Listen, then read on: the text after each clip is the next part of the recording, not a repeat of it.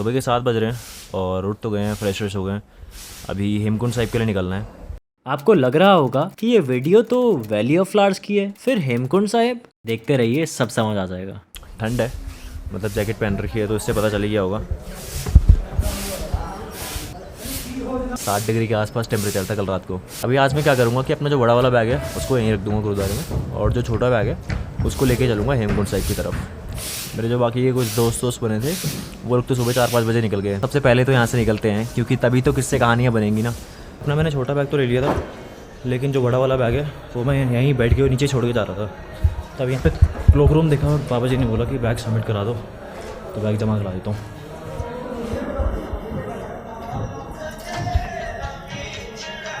भैया जी,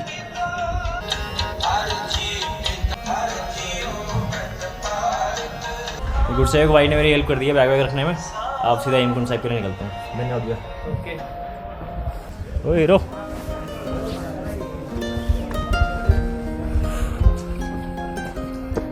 शुरू तो कर दिया भैया,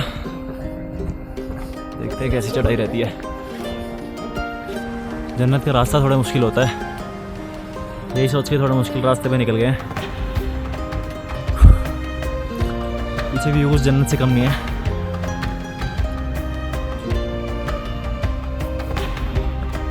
थोड़ा ट्राई करूँगा शूट कम करूँ, चढ़ूँ ज़्यादा, नहीं तो फिर लेट हो जाएगा।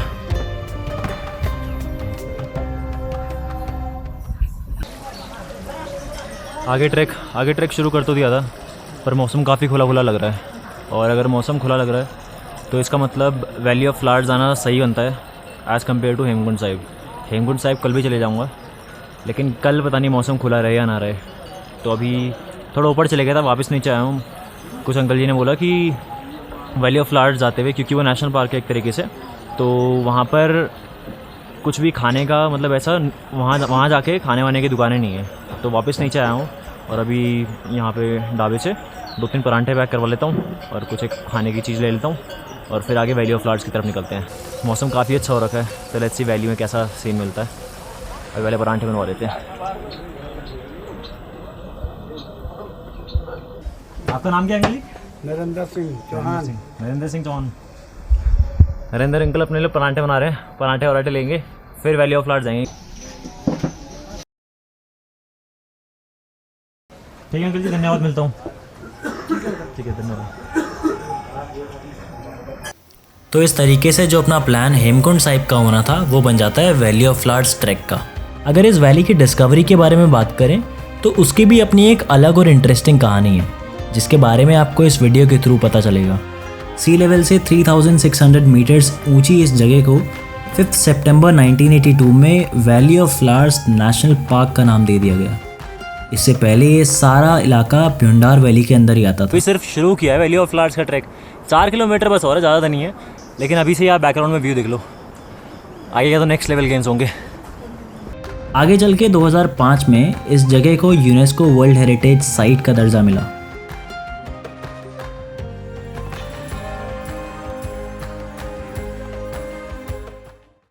टिकटिंग काउंटर, यहाँ पे 150 रुपये का टिकट है, वो टिकट लेते हैं और फिर आगे जाते हैं। फॉरेनर्स के लिए शायद थोड़ा सा एक्सपेंसिव है, अपने लिए 150 रुपये का है। फटाफट टिकट लेके ऊपर निकलते हैं। पूरी वैली साफ़ होती है, उसके लिए स्पेसिफिक EDC कमेटी है वैली की मेंटेनेंस वगैरह उस सब के लिए, तो इसीलिए 150 रुपये का टिकट कटता है। बिल्कुल भी ऊपर कूड़ा वगैरह फेंकना अलाउड नहीं है। जितने भी आप प्लास्टिक्स वगैरह ऐसे कुछ आइटम्स ले जाते हैं तो यहाँ पे एंट्री करते टाइम वो गिने जाएंगे, and while returning will have to show all of them. तो ये बात है 1931 की, जब 3 ब्रिटिश माउंटेनियर्स का ग्रुप माउंट कामेट का समिट करके नीचे बद्रीनाथ माना पास की तरफ जा रहे थे, और इस ग्रुप को लीड कर रहे थे फ्रैंक एस स्माइल। जैसे ही वो लोग घमसाली रताबन, जिस इलाके को हम आज भ्यूंडार पास के नाम से जानते हैं, वहाँ पहुँचते हैं तो मौसम काफ़ी ख़राब हो जाता है। इसी ख़राब मौसम के चलते उन लोगों को अपना मेन रूट छोड़ना पड़ा और उसकी जगह भ्यूंडार वैली, कुंड खाल, हनुमान चट्टी से होकर बद्रीनाथ जाने वाला ऑप्शनल रूट लेना पड़ा। भ्यूंडार वैली पहुंचते पहुंचते उनके सारे पोर्टर्स भी खो गए। अब पोर्टर्स कौन होते हैं उसके लिए आगे देखिए। ये हमारे भाई लोग हैं जो ट्रैवलर्स का या फिर ट्रैकर्स का थोड़ा सा जो उन लोगों की टास्क है थोड़ी ईजी कर देते हैं। मतलब सारा सामान वगैरह ये सब अपने कंधे पे लेके ले जाते हैं ताकि हम लोग, मतलब खैर मैंने तो सामान नहीं दिया ऐसा कुछ, सारा नीचे गुरुद्वारे में क्लॉक रूम पे रख के आ गया था, लेकिन फिर भी जो लोग जैसे सामान वगैरह ले जाते हैं ऊपर तक, तो ये लोग भाई लोग हैं जो हेल्प करते हैं। तो hats off to these guys. इन लोगों का भी उससे रोज़गार होता है। ज़्यादातर नेपाली और गढ़वाली लोग होते हैं जो सारा सामान ढो के ले जाते हैं, तो इन लोगों के लिए भी एक इनकम का सोर्स है। आपका नाम क्या है भैया? दीपक। आप कितने टाइम से मतलब ये पोर्टिंग वगैरह कर रहे हो? 2 महीने। तो मतलब सीजन के टाइम पे यहाँ पे आते हो? हर साल आते हो? और बाकी आपको नेपाल से या फिर यहाँ से? नेपाल से। अच्छा।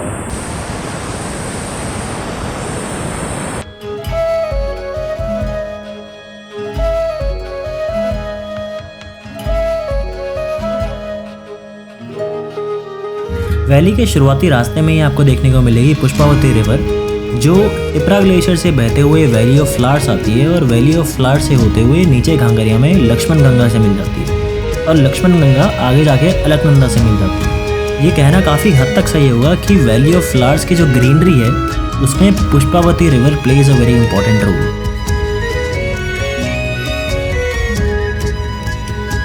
2013 की आपदा में इस रिवर के आसपास का जो रास्ता वैली ऑफ फ्लावर्स की तरफ जाता है वो काफ़ी हद तक ख़त्म हो चुका था और इसी के बाद फॉरेस्ट डिपार्टमेंट ने ये खड़ी चढ़ाई वाला रास्ता डेवलप किया।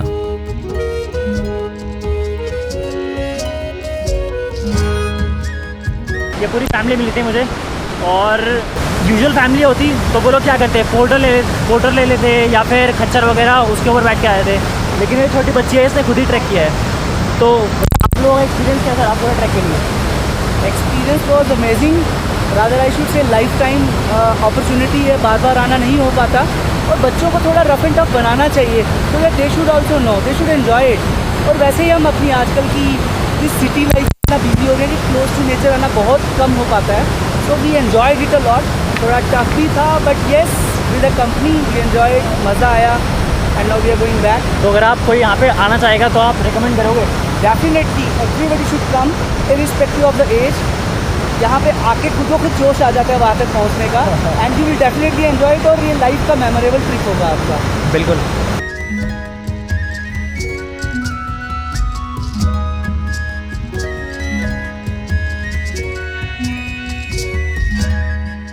बहुत स्टीप सा चेस किया, अभी हालत ख़राब होगी पैरों की।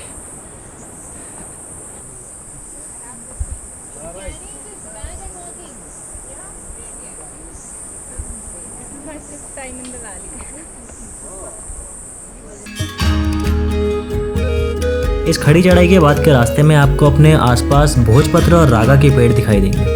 1931 में उन 3 ब्रिटिश माउंटेनियर्स के ग्रुप में एक बॉटनिस्ट भी थे, हॉल्सवर्थ, जिन्होंने फ्रैंक स्माइथ को इस वैली की मेडिसिनल वैल्यू के बारे में बताया। ताकि ट्रैकिंग कंटिन्यूसली चलती रहे, तो साथ में लोग तो ऊपर चढ़ते रहते हैं, लेकिन भैया लोग भी अपना काम करते रहते हैं। अभी बीच में थोड़ी थोड़ी बरसात होती है तो पत्थर इधर उधर गिर जाते हैं, तो यहाँ पे भैया लोग भी लगे रहते हैं ताकि पत्थर उधर लगते रहें, ट्रैक ना रुके बस किसी भी कीमत पे, क्योंकि 3-4 महीने के लिए ये ट्रैक खुलता है और उसमें भी अगर रास्ता ख़राब होगा तो दूर दूर से लोग जो देखने आते हैं वैली वो देखने आ नहीं पाएंगे। कितनी दूर है अंकल जी वैली? 1.5 किलोमीटर। और चढ़ाई जैसी अभी पीछे थी वैसी चढ़ाई है? अब चढ़ाई नहीं है, मतलब सही रास्ता? तो मतलब लगातार चले तो मैं कितनी देर में पहुँच जाऊँगा? 1 घंटे में पहुँच जाऊँगा। ठीक है, धन्यवाद। पानी भरने को मिल जाएगा आगे? मिल जाएगा।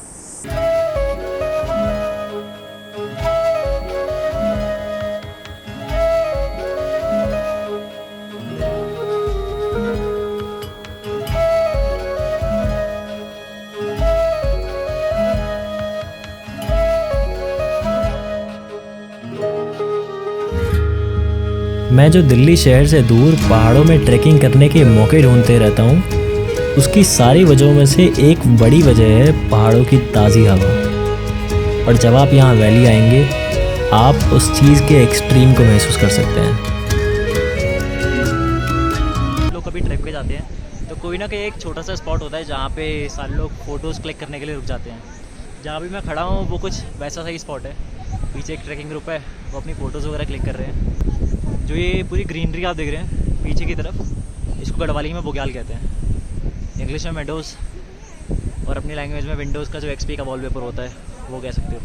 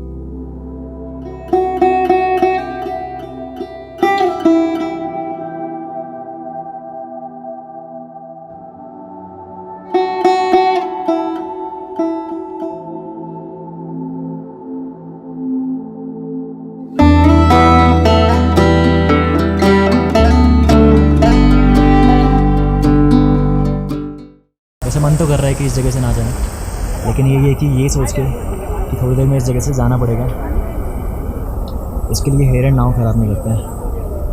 आगे चलते हैं और कुछ और अच्छे अच्छे फ्लावर्स देखते हैं। नीचे लोग कह रहे थे फ्लावर स्पॉट नहीं होंगे, ज़्यादा फ्लावर्स नहीं हैं, बट अभी तक तो मेरा ओपिनियन थोड़ा अलग है। ठीक ठाक फ्लावर्स दिख गए हैं, अभी देखते हैं आगे। तो just to let you know, जो रास्ता है कांगरिया से लेके वैली ऑफ फ्लावर्स तक, आपको बीच बीच में काफ़ी सारे फ्लावर स्पॉट होंगे, ठीक है। तो अपने दिमाग में ये मत रखना कि वैली ऑफ फ्लावर्स में जब एंट्री करेंगे वहीं से ही सारे फ्लावर्स दिखेंगे। जब आप रास्ते में चलते आएंगे तो keep an I on your surroundings. कुछ कुछ फ्लावर्स है जो खिले नहीं हैं, और उसका रीज़न ये है कि जैसे ऐसे मतलब हर किसी 521 टोटल 521 स्पीशीज़ यहाँ पे मिलती हैं, लेकिन ऐसा नहीं है कि आप एक दिन में आओगे and you will get to see all of them. अलग अलग टाइम के हिसाब से कुछ कुछ स्पीशीज़ हैं जो ऑल ओवर दी सीज़न आप लोगों को देखने को मिलेंगी। कुछ कुछ जुलाई वाली होती हैं, कुछ कुछ अगस्त, कुछ सितंबर मिड, कुछ सितंबर लास्ट। जब सितंबर लास्ट तक मतलब ऑलमोस्ट सारे फ्लावर्स ख़त्म हो ही जाते हैं।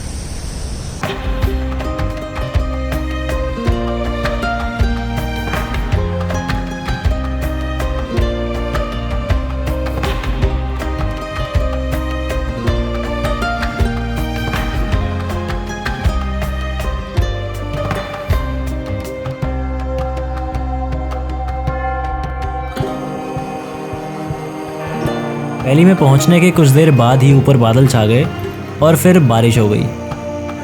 बस इस चीज़ के लिए आई वॉज ग्रेटफुल कि पूरे रास्ते में और वैली देखने तक बीच में बारिश नहीं हुई, जिसके चलते मैं आराम से सारी रिकॉर्डिंग भी कर पाया और वैली के मज़े भी ले पाया।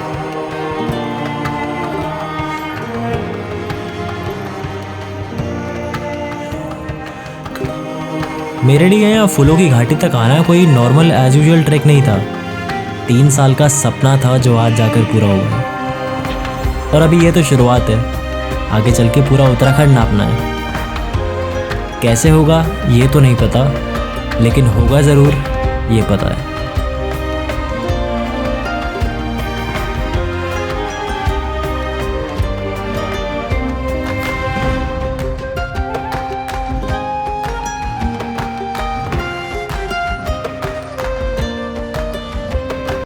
मम्मी देख लेना, ज़्यादा बारिश हो रही है इसलिए वापस जा रहा हूँ।